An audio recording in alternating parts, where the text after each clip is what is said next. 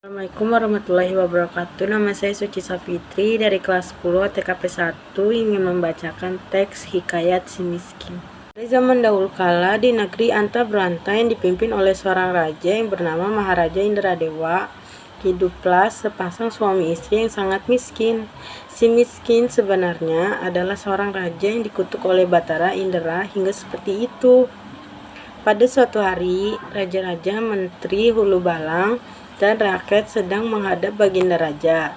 Si miskin juga ingin datang menghadap. Sebelum menemui raja, orang-orang yang melihatnya tertawa dan melemparinya dengan batu dan kayu, sehingga badannya penuh darah. Baginda raja yang mendengarnya bertanya, "Ada apa?" Kemudian baginda raja memerintahkannya untuk diusir. Orang-orang pun mengusirnya hingga ke tepi hutan, tempat di mana ia bermalam. Ketika siang hari, si miskin pergi ke kampung untuk mencari rezeki. Tetapi sesampainya di kampung, orang-orang mengusirnya dengan kayu. Si miskin berlari ke pasar. Tetapi di pasar ia pun dilempari batu hingga tubuhnya penuh darah. Sepanjang jalan si miskin menangis dan kesakitan. Hingga akhirnya ia sampai di tempat pembuangan sampah dan menemukan sepotong ketupat yang sudah basi dan ruas tebu.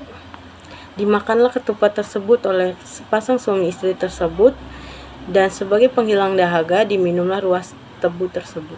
Berapa lama istri si miskin hamil 3 bulan. Sang istri ingin sekali makan buah tempelam yang ditanam di taman raja.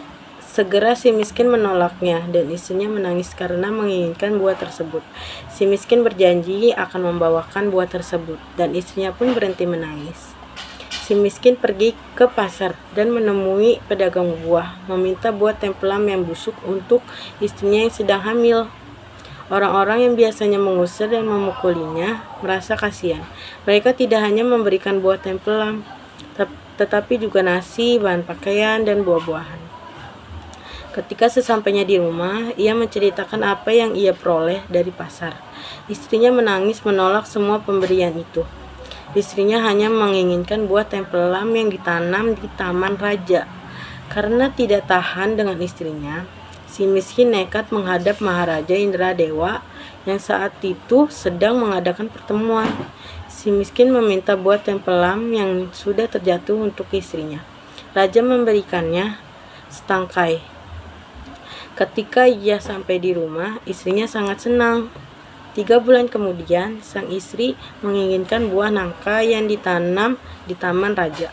Si miskin pun pergi menghadap baginda raja dan bersujud memohon buah nangka. Baginda raja pun memberikannya.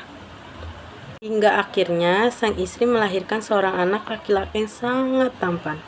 Mereka memberinya nama Markaromah, yang artinya anak di dalam kesukaran. Kemudian si miskin ingin membangun rumah untuk mereka bertiga. Ketika ia menggali tanah untuk menancapkan tiang, ia menemukan telaju yang berisi banyak emas.